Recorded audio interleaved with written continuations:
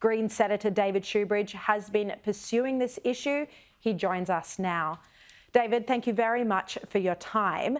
So the government had till 3 o'clock today to actually provide the documents to you, Freedom of Information request, how Richard Marles had racked up a bill of $3.6 million, where he'd gone, what the security advice is that he claims he has that prevents him releasing this details.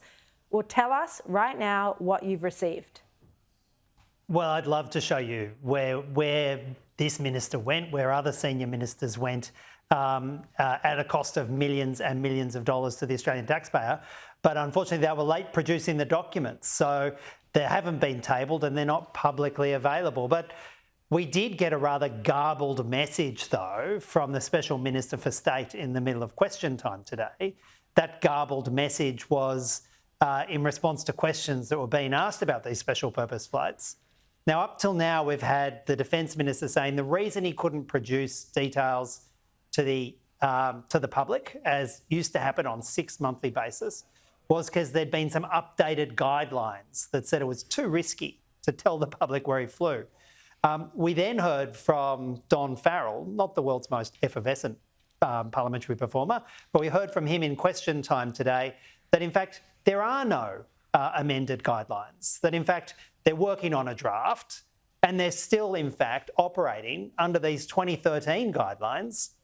And those 2013 guidelines have in them, clear as clear can be, that the government is required on a 6 monthly basis to provide to the Parliament and to provide to the public details about where they went, how much it cost and who they took with them. So we have a government that it's like trying to play pin the tail on a jellyfish. They keep changing their story day after day after day because they don't have any answers on it.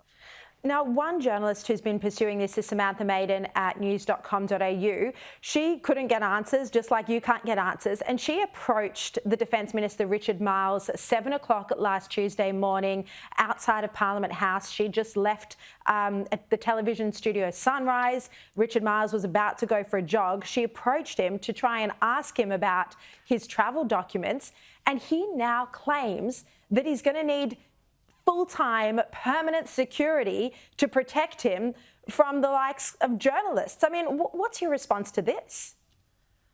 Well, I think we've got to the point where politicians in this country are paying full-time 24-hour security to protect themselves from journalists. And I know Sam Maiden, she can ask some tough questions, but she's not going to trip you over and twist your arm when you're going for a morning jog.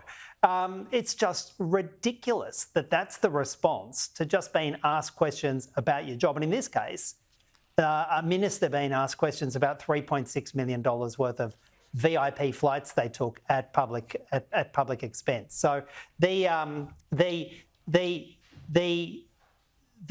way in which Defence Minister Marles has responded, literally changing his story day by day, telling us one day it's in accordance with a new set of guidelines.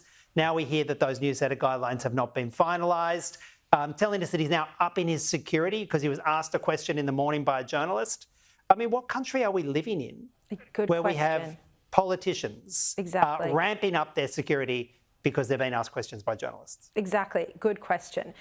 David Shoebridge, Green Senator, thank you very much for your time.